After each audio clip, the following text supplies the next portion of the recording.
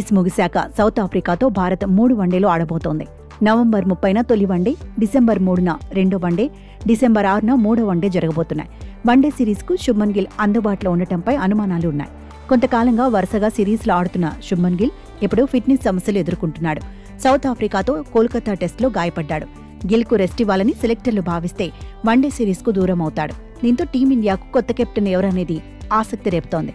గత నెలలోని ఆస్ట్రేలియాతో వన్డే సిరీస్కు ముందు కెప్టెన్గా శుభ్మన్ గిల్, వైస్ కెప్టెన్గా శ్రేయస్ అయ్యర్ను సెలెక్టర్లు ఎంపిక చేశారు. అయితే వైస్ కెప్టెన్ అయ్యర్ సైతం ఫిట్నెస్ సమస్యలను ఫేస్ చేస్తున్నాడు. ఆస్ట్రేలియా పర్యటనలోనే తీవ్రంగా గాయపడ్డాడు.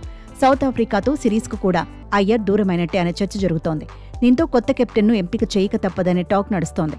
ప్రస్తుతం జట్టులో ఉన్న వారిలో కొందరికి కెప్టెన్గా పనిచేసిన అనుభవం ఉంది. ఆ లిస్టులో రోహిత్ శర్మ, విరాట్ కోహ్లీ, కేఎల్ రాహుల్, హార్దిక్ పాండ్యా ఉన్నారు. 2021 తర్వాత కోహ్లీ కెప్టెన్గా వ్యవహరించలేదు.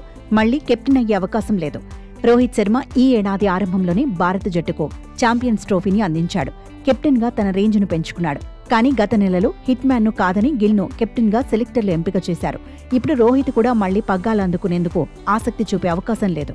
హార్దిక్ పాండ్యా లీడర్షిప్ గ్రూప్లోనే లేడు. దీంతో కెప్టెన్స్ రేసులో కేఎల్ రాహుల్, రిషబ్ పంత్, అక్షర్ పటేల్ పేర్లు వినిపిస్తున్నాయి. కానీ కేఎల్ రాహులే ముందు వరుసలో ఉన్నాడని ఎక్స్పర్ట్స్ అంచనా వేస్తున్నారు. గతంలో కేఎల్ రాహుల్ కెప్టెన్ మెటీరియల్గా పేరు తెచ్చుకున్నాడు.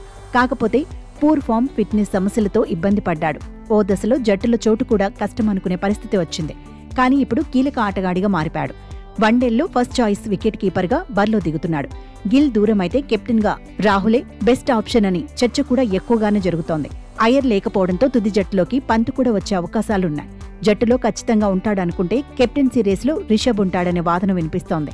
ఆసీస్తో వన్డే సిరీస్ కోసం శుభ్మన్ స్థానంలో జట్టులోకి యశస్వి జైస్వాల్ రావచ్చు.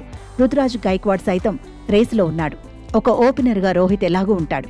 వన్డౌన్లో విరాట్ కోహ్లీనే బరిలో దిగుతాడు. జట్టులో చోటు కోసం తిలక్ వర్మ, రియాన్ పరాగ్ కూడా ఎదురుచూస్తున్నారు. పేస్ ఆల్రౌండర్లుగా హార్దిక్ పాండ్యా, నితీష్ కుమార్ రెడ్డి ఎంపికయ్యే అవకాశం ఉంది. అక్షర్ పటేల్, వాషింగ్టన్ సుందర్ రూపంలో ఇద్దరు స్పిన్ ఆల్రౌండర్లు ఉంటారు. స్పెషలిస్ట్ స్పిన్నర్గా కుల్దీప్ యాదవ్ బరిలో దిగుతాడు. బూమ్రాకు రెస్ట్ ఇచ్చే అవకాశం ఉందని ప్రచారం జరుగుతోంది. సిరాజ్, హర్షదీప్, హర్షిత్ రాణా పేస్ విభాగంలో ఉంటారని ఎక్స్పర్ట్స్ అంచనా వేస్తున్నారు.